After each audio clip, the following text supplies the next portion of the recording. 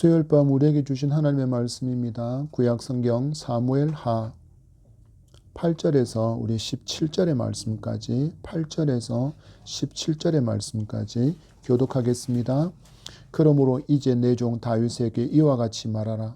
만군의 여호와께서 이와 같이 말씀하시기를 내가 너를 목장 곧 양을 따르는 데에서 데려다가 내 백성 이스라엘의 주권자로 삼고 네가 가는 모든 곳에서 내가 너와 함께 있어 내 모든 원수를 내 앞에서 멸하였은즉 땅에서 위대한 자들의 이름같이 내 이름을 위대하게 만들어 주리라.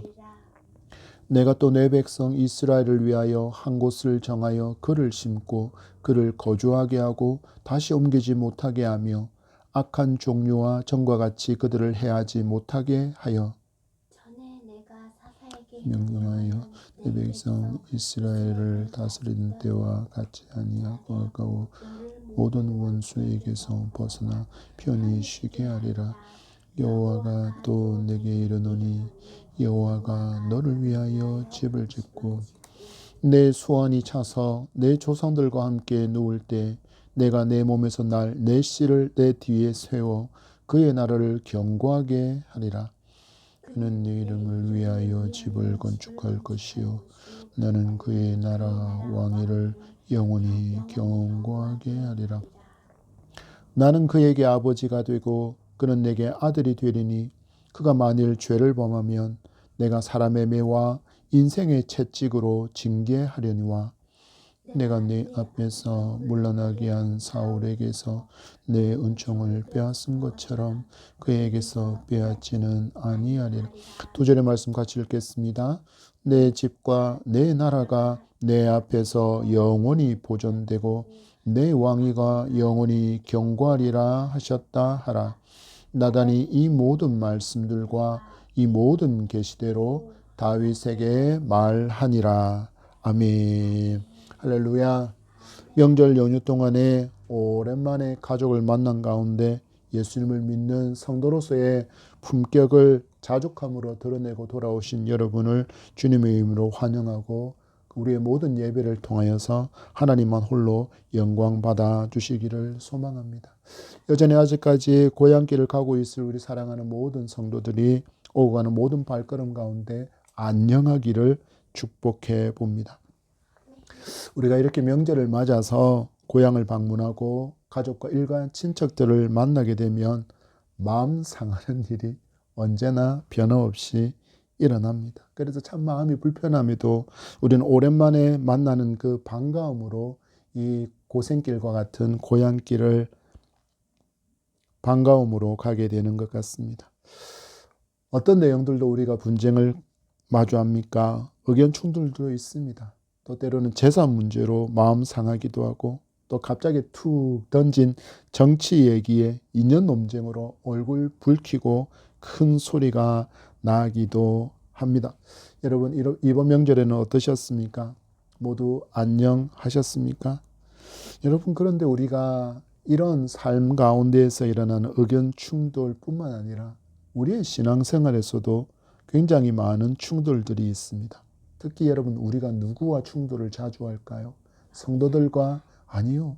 성도들과 그렇게 아버지 충돌이 많지 않습니다. 그럼 누구와 충돌을 많이 할까요? 놀랍게도 우리는 하나님과 충돌할 때가 너무 많습니다. 우리는 하나님과 관계 가운데 많은 충돌을 겪게 되는데 바로 나의 뜻과 하나님의 뜻 사이에서의 충돌과 갈등입니다. 여러분 우리가 이런 충돌을 마주하게 되면 어떤 반응을 보입니까?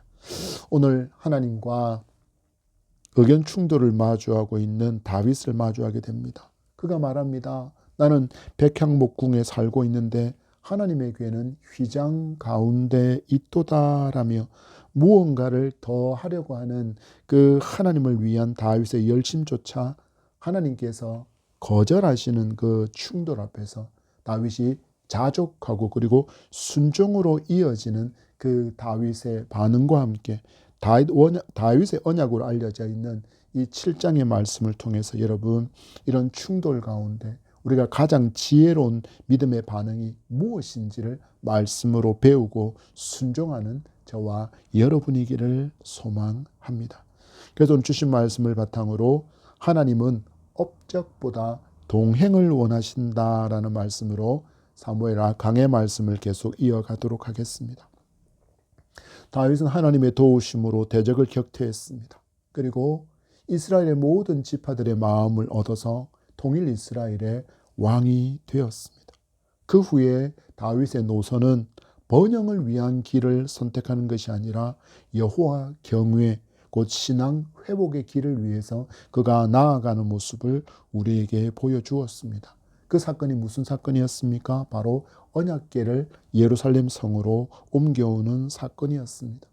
그동안 70년이 넘는 시간 동안이나 방치되어져 있었던 그 언약궤를 다윗 성으로 옮겨올 때 첫 번째 시행착오가 있어서 우사가 죽는 슬픔의 일과 두려움의 일을 마주한 그 일을 거울 삼아서 두 번째는 하나님의 말씀에 온전히 순종함으로 언약궤가 다윗 성으로 예루살렘 성으로 들어오게 되었고 춤추며 기뻐하는 다윗을 우리는 보았습니다.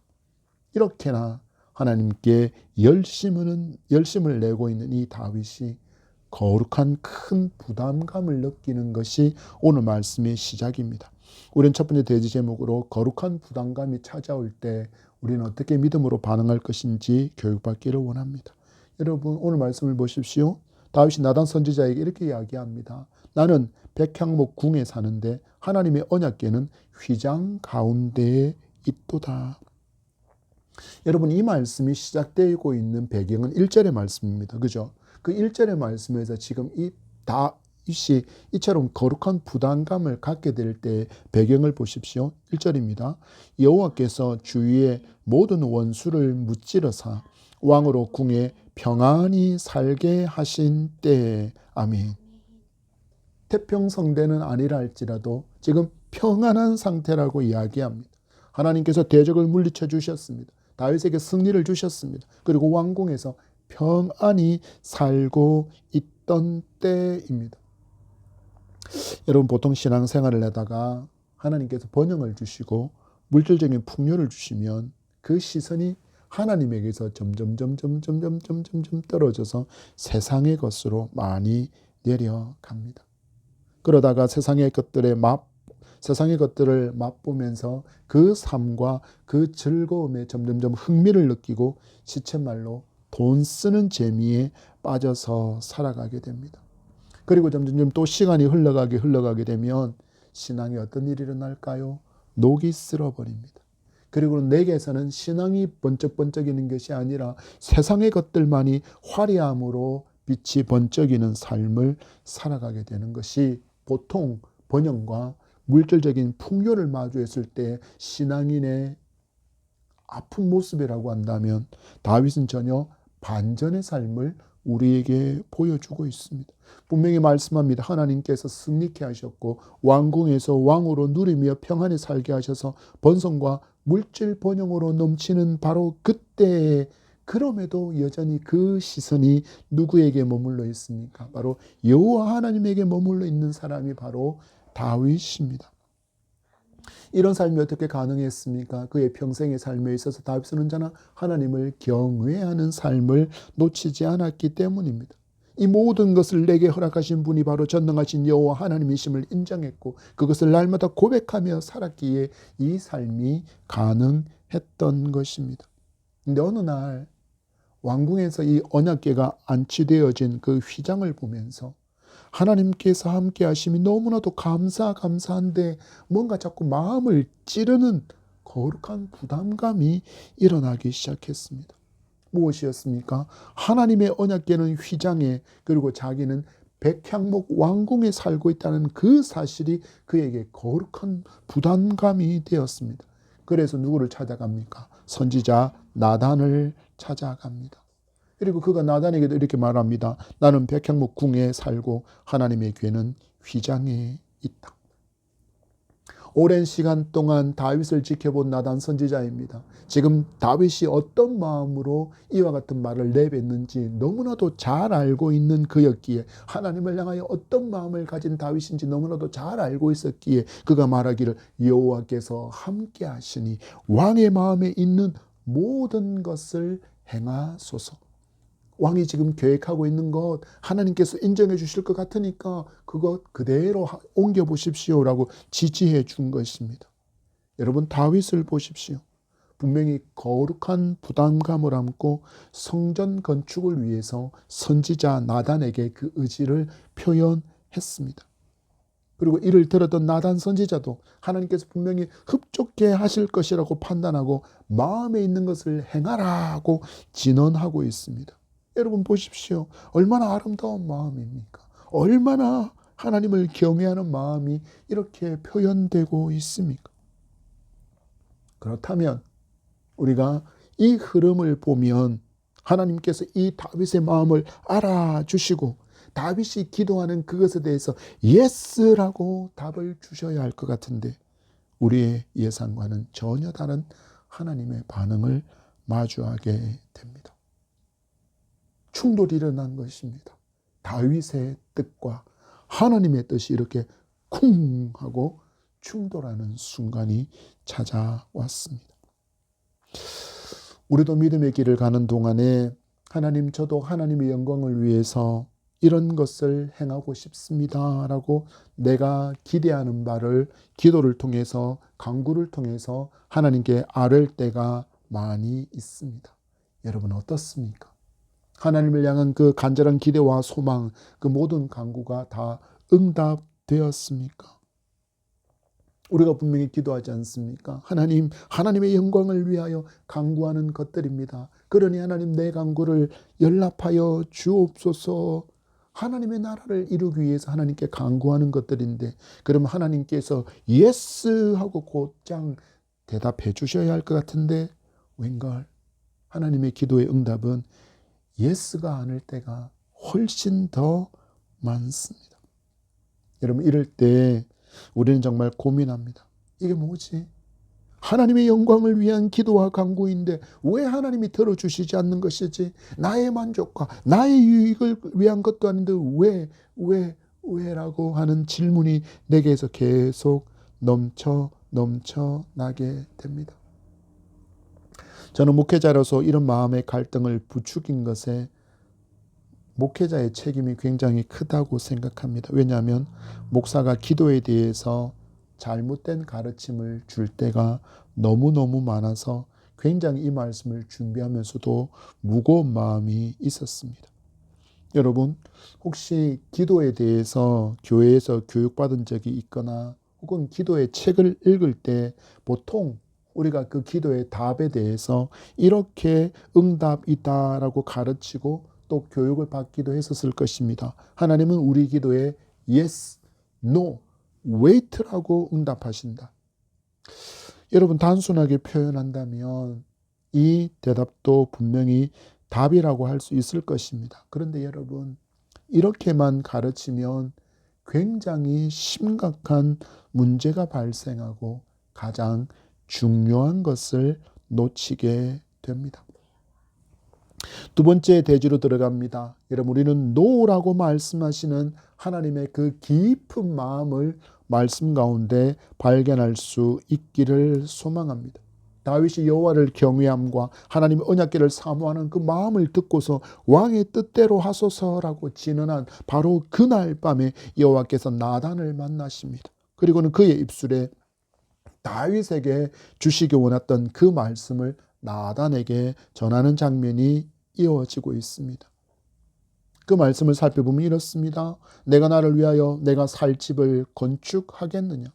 그리고 이어지는 말씀을 보십시오. 출애굽 순간부터 지금까지 나는 집이 아니라 장막과 성막 안에서 다녔다. 그리고 나는 어떤 지파에게도 나를 위하여 백향목집을 건축하라고 말한 적이 없었다라는 사실을 다윗에게 전하라고 하나님께서 나단 선지자에게 음성을 들려주셨습니다. 여러분, 말씀을 보십시오. 다윗이 요구하는 바에 대해서 하나님께서 지금 yes라고 말씀하십니까? 아니면 no라고 말씀하십니까? 우리가 받기에는 하나님께서 분명히 다윗의 기도에 대한 거절의 메시지를 보내고 있습니다. 우리가 배운 기도의 응답으로 본다면 나는 분명히 하나님을 위해서 하나님의 영광을 구하며 기도했는데 no라고 하나님께서 응답의 메시지를 주신 것입니다. 이럴 때 우리의 마음 저 깊은 곳에서부터 충돌과 의문의 꼬리가 계속 이어집니다. 왜? 나의 만족과 욕심이 아니라 하나님의 영광을 위한 기도인데 왜 거절당한 것이지라는 그 질문이 꼬리에 꼬리를 물게 됩니다. 여러분, 그러나 기억하시기 바랍니다. 우리가 이렇게 반응하는 그 순간에 우리는 정말 중요한 것 한 가지를 놓치고 있습니다. 바로 하나님을 놓치고 있습니다. 여러분 보십시오. 하나님께서 나단에게 주신 다윗에 대한 기도의 응답이 의문문으로 주어지고 있습니다. 그렇게 물으십니다. 내가 나를 위하여 내가 살 집을 건축하겠느냐? 여러분, 하나님께서 어떤 의미를 어떤 마음으로서 다윗에게 이 답을 주신 것일까요? 여러분이 듣기에는 이 하나님의 질문이 다윗의 기도에 대해서 나단을 통해서 주시는 이 하나님의 음성, 이 질문이 어떤 뉘앙스로 여러분 들리고 있습니까? 여러분, 이 하나님의 질문은 하나님께서 지으신 사람이 창조주 하나님의 거처를 마련하겠다는 그 생각이 영적으로 불가능하다라는 것을 지적하시는 것입니다. 하나님을 향한 다윗의 열정, 그리고 그 경외를 바탕으로 하는 마음이 너무나도 가상하지만 하나님은 인간의 손으로 만든 건물에 갇힐 수 있는 분이 아니라는 것을 나단을 통해서 다시금 상기시키시고, 그리고 다윗을 가지고 있는, 다윗이 하나님의 언약궤를 향하여 가지고 있는 그 뜨거운 열심의 마음이 혹은 자기 의로 하나님을 향해 내가 이런 일을 했어 라고 자기 공로로 돌리지 않을까 하는 그것을 하나님께서 엄히 금하시기 위해서 지금 다윗의 기도에 대해서 이렇게 의문으로 응답하십니다. 내가 나를 위하여 내가 살 집을 건축하겠느냐? 여러분, 우리는 보통 신앙생활을 하면서 내가 무언가를 함으로, 또 내가 무언가를 하나님께 드림으로 하나님을 만족해 할 수 있을 것이다 라는 놀라운 착각을 굉장히 많이 하는데, 오늘 이 하나님의 음성이 우리에게 우리가 행하는 것들과 우리가 하나님께 올려드리는 그것으로 인해서 하나님은 만족하실 수 없다라는 답을 우리에게 주고 있는 것입니다. 여러분, 그러면 우리가 하나님을 기쁘시게 하고 하나님의 마음을 시원케 하는 그 모든 일들은 불가능한 것입니까? 아니요. 성경은 분명히 우리에게 그것을 가르쳐 주고 있기 때문입니다. 여러분, 이것을 알아야만, 이 진리를 알아야만 우리의 기도의 결이 달라질 수 있습니다.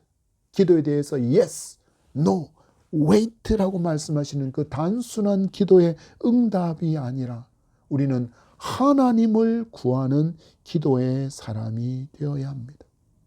다윗은 고백합니다. 하나님, 제가 하나님을 위하여 성전을 건축하고 싶습니다 라는 그 다윗이 주어가 된 그 기도에 대해서 하나님 말씀하시기를, 아니야, 내가 나를 위해서 무엇인가를 하는 것이 아니라 내가 원하는 그것을 내가 순종하기를 원해라고 지금 하나님께서 말씀하고 계신 것입니다. 여러분, 부모가 자녀에게 가장 감동받을 때가 언제입니까? 비싼 선물을 사올 때입니까? 아니요. 대부분 부모님은 그 비싼 선물로 막 흡족해하고 즐거워하고 행복해하지 않습니다. 그럼 무엇이 부모님을 행복하게 하고 감동하게 할까요? 바로 부모님이 평소에 내게 했던 말들을 기억하고 그대로 살려고 애쓰는 모습을 볼 때 부모는 자녀의 삶을 통하여서 자녀의 그 모습을 보면서 감동하는 존재입니다. 여러분, 하나님을 만족해 할 수 있는 방법은 하나님께서 우리에게 말씀하신 바를 붙들고 순종함으로 만족해 해 드릴 수 있다는 기도의 원리를 분명히 발견할 수 있기를 바랍니다. 우리는 뭔가를 하는 것에 늘 포인트를 맞추고 있다면 성경은 우리에게 하나님과 관계를 맺는 것이 더 중요하다라고 말씀하고 있기 때문입니다. 여러분, 이스라엘 백성들을 구원하신 하나님께서 모세오경을 통해서 계속해서 반복적으로 하시는 말씀이 있습니다. 나는 너희의 하나님이 되려고 너희를 애굽에서 구원하여 낸 여호와 하나님이다. 여러분, 나는 너희가 애굽에서 본 것처럼 우상의 제단에 바치는 많은 제물과 제물이 탐나서 너희를 구원한 것이 아니다라는 뜻입니다. 하나님께서 지금 강조하는 것이 무엇입니까? 바로 관계입니다. 여러분, 재미난 이야기가 있습니다. 예쁘게 보이려고 단장한 여자친구가 카페에서 남자친구를 만났습니다. 서로 눈에서 막 꿀이 떨어집니다. 차를 마시면서 이런저런 얘기를 하다가 남자친구에게 툭 하고 이런 말을 던집니다. 나 오늘 뭐 달라진 것 없어. 남자친구의 눈에는 그저 예뻐 보일 뿐 뭐가 달라진 건지 좀처럼 발견할 수가 없습니다. 무엇이 달라졌을까요? 이 여자친구는 청순해 보이려고 앞머리를 옆으로 넘겼는데 그걸 발견하지 못한 것입니다. 여러분, 남자는 보통 앞머리를 내린다의 의미를 잘 이해하지 못합니다. 여러분, 너무 중요한 걸 이 여자친구는 놓치고 있는 것이 아닐까요? 변화를 알아차리는 것도 중요하겠지만 더 중요한 것은 나를 사랑하고 있다는 그 마음이지 않을까요? 여러분, 하나님께 뭔가를 드리고 또 하나님을 위해서 뭔가를 하는 것도 중요하다 할 수 있지만 정말 하나님께서 나에게 원하시는 것이 무엇인지를 아는 것이 더욱더 중요하고 또 하나님과 친밀함을 누리는 그 삶이 중요하다라는 사실을 지금 말씀을 통해서 나단 선지자에게 주신 말씀을 통해서 다윗을 깨우치시고 그 하나님께서 우리에게 강조하십니다. 난 너와 친밀함을 누리며 살기 원한단다. 여러분, 그래서 하나님은 지금 당신을 이렇게 표현하십니다. 나는 장막에 거하며 내 백성들과 늘 함께하는 하나님이다 말씀하십니다. 나는 고정된 곳에 갇혀있는 하나님이 아니라 너희들이 어디를 가든지 너희와 함께하는, 너희와 함께 걷고 있는 임마누엘의 하나님으로 이스라엘의 하나님이 되어주신다라는 사실들을 지금 하나님이 강조하고 있는 것입니다. 여러분, 이 말씀해 보십시오. 무엇을 드림이나 또한 무엇을 행함을 원하신다라는 요구는 어디에도 등장하지 않습니다. 단지 우리의 오해만이 여기에 있을 것입니다. 기도에 대해서 성경의 말씀은 많은 약속들을 주고 있습니다. 구하라, 찾으라, 두드리라. 너희들이 지금까지 구하지 못하였으나 이제는 구하라. 내가 시행하겠다. 분명히 예수 그리스도의 음성을 통하여서 기도의 수많은 약속들이, 그리고 구약 신약을 통틀어서 너무나도 많은 기도에 대한 약속들이 말씀으로 주어져 있습니다. 그런데 우리는 보통 이 하나님의 응답의 약속을 수단으로 여긴다면 하나님은 관계라는 그 목적이 더 중요하다라고 말씀합니다.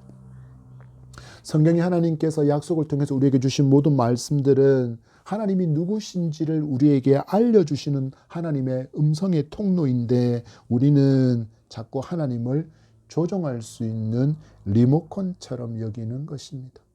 하나님께서 구하라 말씀하신 것을 마치 하나님을 조종할 수 있는 리모컨처럼 여긴다라는 것입니다.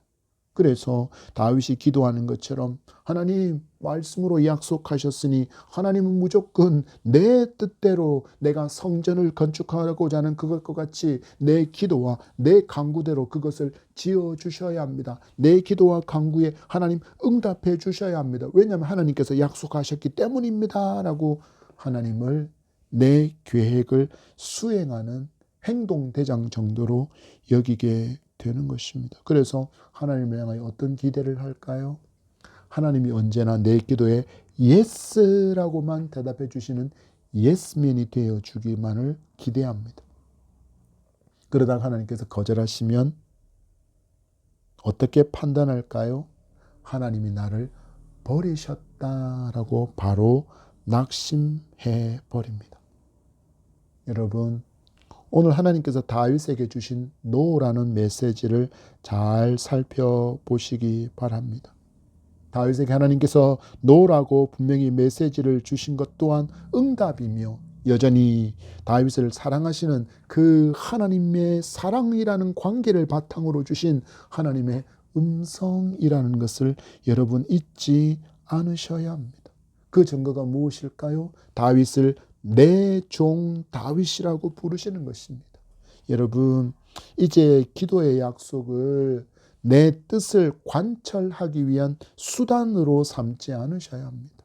하나님께서 나를 설득하시고 있는 과정이라고 붙들고 하나님과의 관계에 더 초점을 맞춘 천국 백성의 품격으로 여러분 기도의 약속을 바라볼 수 있기를 바랍니다. 그래야 우리가 하나님의 말씀을 붙들고 기도하는 그때에도 하나님께서 우리의 기도를 거절하실 때 그 거절되어진 기도 앞에 마음 상하고 속상하고 아파하는 여러분에게 하나님께서 들려주는 음성을 우리는 분명히 들을 수 있습니다. 나는 너와 함께 걷고 싶다. 여러분, 이 하나님의 설득에 기쁘게 질 수 있는 순종이 여러분에게 있어서 하나님께 기쁨을 드리는 여러분의 삶이 되기를 간절히 소망합니다. 세 번째, 다윗의 언약이 등장합니다. 거절 뒤에 숨겨진 압도적인 축복이 선포되어지고 있습니다. 분명히 다윗은 내가 하나님께 성전을 지어 드리겠습니다 라고 말하는 다윗이었지만 하나님께서는 이렇게 말씀하십니다. 아니, 내가 너를 위해서 집을 지어 주마. 여러분 보십시오. 다윗이 주어가 되었던 기도에서 누가 주어가 되는 응답이 오고 있습니까? 바로 여호와 하나님께서 주어가 되시는 응답이 주어지고 있습니다. 여러분, 말씀이 다윗이 주어였던 그 말씀이 이제는 여호와 하나님께서 주어가 되시는 놀라운 변화가 말씀 앞에 있습니다. 우리는 이 놀라운 약속을 다윗 언약이라고 부릅니다. 우리는 내가 하나님을 위해서 뭔가를 하겠다라고 그렇게 기도할 때 하나님은 당신께서 우리를 위해서 뭔가를 하신다라고 말씀하십니다. 여러분, 우리 말씀을 통해서 가장 중요한 것 하나를 발견하셔야 합니다. 제가 계속 강조했던 주어에 대한 개념을 정확하게 가지셔야 합니다. 여러분, 말씀 가운데 언약의 말씀을 누리며 살아가는 사람들의 가장 큰 특징이라 그러면 주어가 분명한 사람이라는 것입니다. 누가 주어인 인생을 살아갑니까? 바로 여호와 하나님께서 자신의 인생의 주인인 인생을 살아가는 그 사람들이 바로 하나님과의 친밀함과 놀라운 형통을 누리는 사람들의 특징이라는 것입니다. 여러분, 다윗이 주어가 되어서 하나님의 성전을 지으려고 했습니다. 그러나 하나님은 다윗을 통해서 영원한 하나님의 나라를 만들어 가시겠다라는 구원의 약속을 주십니다. 여러분, 이 말씀 들으시면 막 가슴이 뛰지 않으십니까? 우리가 살고 있는 지역에 조그만 성전 건축을 하면서 그것도 굉장히 대단한 업적인 듯이 말하는 경우가 너무너무 많지만 하나님은 말씀하십니다. 비교도 할 수 없는 전 우주적인 교회의 확장을 누구를 통해서 이루시겠다는 말씀입니까? 바로 예수 그리스도를 구주로 믿고 있는 성도를 통해서 하나님께서 지금 이 역사를 이루시겠다라는 것입니다. 얼마 전에 한 기독교 방송을 통해서 요르단에 있었던 엘리야 기념교회를 방문하는 것을 보게 되었습니다. 작은 교회의 터도 있고 이 작은 교회가 부흥하고 성도들이 많아져서 그 바로 인근에 아주 큰 교회로 성장한 그 흔적이 남아있는 유적지를 방문하는 것이었습니다. 유적만이 남아있지만 여러분 그곳에서 얼마나 많은 예배가 드려졌으며 또 얼마나 많은 눈물과 헌신이 있었겠습니까? 그래서 말씀드린 것처럼 지금은 그곳에 뭐만 남아있습니까? 유적만이 남아 있습니다. 우리는 큰 교회당을 지으면 하나님을 위해서 뭔가 큰 일을 한 것처럼 그것을 자랑거리로 삼으려고 하지만 하나님께서 우리에게 기대하시는 것은 믿음의 유산이 끊이지 않고 계속 전승되어지는 일이라고 말씀하십니다. 그래서 하나님 말씀하시기를 너희는 먼저 그의 나라와 그의 의를 구하라 말씀하신 것입니다. 여러분 이것이 하나님께서 우리를 향하여서 우리를 통해서 이루어지기 원하시고 기대하시는 하나님의 뜻이라는 것을 여러분 우리는 알고 우리는 여기에 더 큰 관심을 두어야 함에도 불구하고 세상은 점점 이 말씀의 본질에서 말씀하시는 그 색깔들이 점점점 바래지고 있습니다. 그래서 무너져 버릴 건물의 크기와 치장에 더 큰 가치를 두고 거칠의 의미를 두는 세속화라는 깊은 오염이 교회를 심각하게 병들게 만들고 있습니다.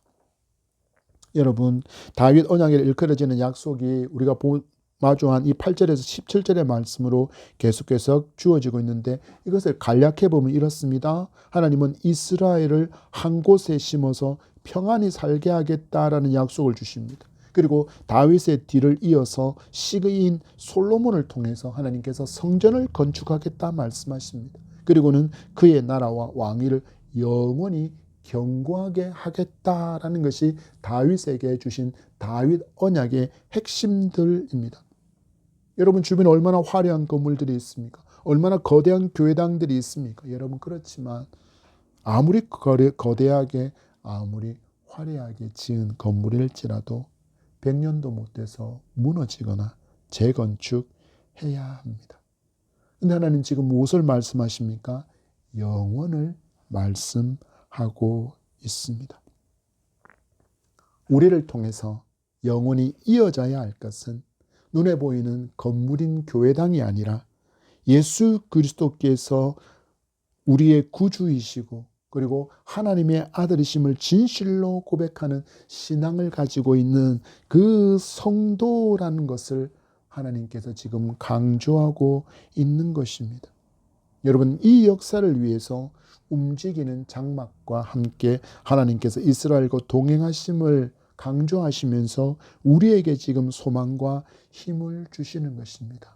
주의 움직이는 성전과 함께 지금 누가 걷고 계신다라는 것입니까? 바로 하나님께서 우리와 함께 지금도 걷고 계시다라는 놀라운 소망의 약속을 주시는 것입니다. 여러분 예루살렘 성전 무너져서 없습니다. 통곡의 성벽만이 남아있을 뿐입니다. 지금도 여전히 그 예루살렘 성전이 있는 듯이 교회당이 마치 그 예루살렘 성전과 같은 기능을 하는 듯이 여러분 착각하지 않으셔야 합니다. 그러면 우리는 하나님을 그 교회당 안에 가둬버립니다. 그리고는 교회를 벗어나면 하나님과 전혀 상관도 없는 듯이 내 마음대로 내 뜻대로 살아갈 뿐입니다. 그러나 하나님은 그렇게 말씀하지 않으십니다. 나는 움직이는 성전인 너희들과 함께 걷고 있는 임마누엘의 하나님이다 라고 말씀하십니다. 그러면서 너희들은 잊지 말아야 한다. 나와의 관계가 더욱더 중요하다 말씀하시면서 여러분 14절을 말씀하십니다. 보십시오. 같이 읽겠습니다. 나는 그에게 아버지가 되고 그는 내게 아들이 되리니 그가 만일 죄를 범하면 내가 사람의 매와 인생의 채찍으로 징계하려니와. 아멘. 여러분, 모세오경을 통해서 하나님께 이스라엘 백성들을 위해서 무엇이라 말씀하셨다 하였습니까? 나는 너희의 하나님이 되려고 너희를 애굽에서 인도하여 낸 여호와다. 여호와 하나님이다. 너희들은 나의 백성이고 나는 너희의 하나님이다 라는 관계로 말씀하신 하나님께서 이제는 말씀하시기를 나는 그에게 아버지가 되고 그는 내게 아들이 되게 한다라고 말씀합니다. 여러분, 더욱더 친밀한 관계 속으로 하나님 들어오고 계신 것입니다. 하나님께서 우리를 통해서 원하시는 분명한 목적이 무엇이라는 것을 보여주십니까? 바로 릴레이션, 관계임을 보여주시는 것입니다. 여러분, 전 세계에 얼마나 많은 종교들이 있습니까? 그 종교들에는 얼마나 많은 신들이 있습니까? 그 수많은 신들 속에서 이렇게 당신을 낮추신 신은 없습니다. 하나님과 백성의 관계에서 이제는 아버지와 자녀의 관계로 낮추신 하나님은 결국 인간의 모습으로까지 낮아지셔서 우리에게 오셨습니다. 그리고 십자가에서 죽으심으로 영원한 다윗의 왕국을 건설하셨습니다. 그리고 믿음을 고백한 우리를 통해서 이 하나님의 나라가 확장되어지기를 원하시면서 우리를 택하신 족속으로 왕같은 제사장으로 거룩한 나라로 소유된 백성으로 삼아주셨다라고 말씀합니다. 여러분 보십시오. 다윗은 지금 눈에 보이는 그 건물의 의미를 두고자 했을 때 하나님은 지금 뭐라 말씀하십니까? 보이지 않는 영원한 나라에 대해서 말씀하십니다. 그리고 하나님은 지금 이 영원한 하나님의 나라를 이루어가는 그 하나님의 나라와 의의 확장을 위해서 우리를 누구로 부르셨다라는 것입니까? 바로 당신의 자녀로 성도로 불러주셨다 말씀하십니다. 여러분, 다윗을 지금의 우리로 한번 대입시켜 보십시오. 내 뜻은 내가 살고 있는 이 도시를 꿈꾸게 한다면 여러분, 하나님의 꿈은 우리를 통해서 우주를 품게 하십니다. 여러분, 우리는 누구의 꿈을 구하고 누구의 꿈을 품고 살아야 합니까? 바로 하나님의 꿈을 품은 자여야 합니다. 눈앞에 보이는 이 도시만이 아니라 열방을 품고 온 우주를 품고 하나님의 나라와 의를 구하면서 달려나가는 아름다운 삶이 우리에게 있기를 하나님께서 기대하시기 때문입니다. 말씀이 교훈합니다. 우리는 내 기도의 관찰에만 목적을 두었던 다윗이 되지 않아야 합니다. 하나님의 꿈이 나를 통해서 이루어지기를 원하시는 그 하나님의 기대를 간절히 소망하는 기도의 사람이 되어져야 할 것입니다. 그때 우리는 단순히 기도의 응답에 대해서 yes, no, wait라는 공식에 대입해서 열매에만 그 결과에만 의미를 두려는 그 기도에 대한 오해에서 벗어나서 이제는 하나님의 뜻을 잘 분별하고 모든 것을 하나님과의 관계라는 아름다운 시선으로 해석하고 어떤 응답이 하나님께로부터 우리에게 주어진다고 할지라도 그것으로 인하여서 하나님과의 관계가 깨어질 수 없다라는 사실들을 알고 여러분 더욱더 풍성한 친밀함을 누리는 성도로 살아갈 수 있는 저와 여러분이기를 소망합니다. 여러분, 다윗에게 주신 노라는 메시지는 영원한 하나님의 나라를 바라보게 하려고, 그리고 지금 나에게 그 영원한 나라를 소망하는 삶을 그 관계 가운데 기쁨을 잃지 않는 믿음의 사람으로 살아가라고 우리에게 들려주시는 하나님의 음성임을 기억할 수 있기를 바랍니다. 말씀을 맺습니다. 여러분, 다윗의 노를 기억하시기 바랍니다. 하나님은 다윗이 주도해서 지으려고 했던 그 성전에 대해서 거절하시고는 그에게 영원한 하나님의 나라를 선물하셨습니다. 하나님의 뜻은 생각하지도 않고 내 의로 드러내려고 했던 여러분, 나의 고집 이제 꺾으셔야 합니다. 하나님, 제가 이것을 하나님을 위해서 하고자 하는데 왜 하나님 안 주십니까? 이거 여러분 고집입니다. 하나님, 하나님, 하나님. 여러분 열심히 뭔가 하려고 하는 그것들 가운데도 그게 진정 하나님께서 주신 것인지 아니면 내가 품은 뜻인지 내가 품은 열심인지도 여러분 분별하시고 이제 잘 내려놓으시기 바랍니다. 그리고 이제 하나님이 우리를 위해서 지으신 그 영원한 집 예수 그리스도의 나라를 바라보시기 바랍니다. 그리고 그분 안에서 자족하는 사람만이 세상에 결코 줄 수 없는 그 품격 있는 하나님의 평강을 누릴 수 있다라는 사실들을 여러분 굳게 붙들고 우리 이렇게 소망하며 나아가기를 원합니다. 주님, 제가 주님을 위해서 무엇을 하는 것이 아니라 주님이 저를 위해서 행하신 그 은혜 안에 거하기를 원합니다. 여러분, 이 고백이 여러분의 모든 인생의 여정을 이끌어 가기를 우리 주 예수 그리스도의 이름으로 축원합니다. 기도하겠습니다. 하나님 감사합니다. 다윗의 언약을 통해서 하나님께서 우리에게 기대하시는 것이 무엇인지를 교훈하시고 하나님께서 우리와 함께 친밀함을 누리시기를 원하신다는 놀라운 사랑의 음성을 듣습니다. 여전히 우리와 함께 걸어가시는 하나님이심을 알게 하시고 보여주시니 감사합니다.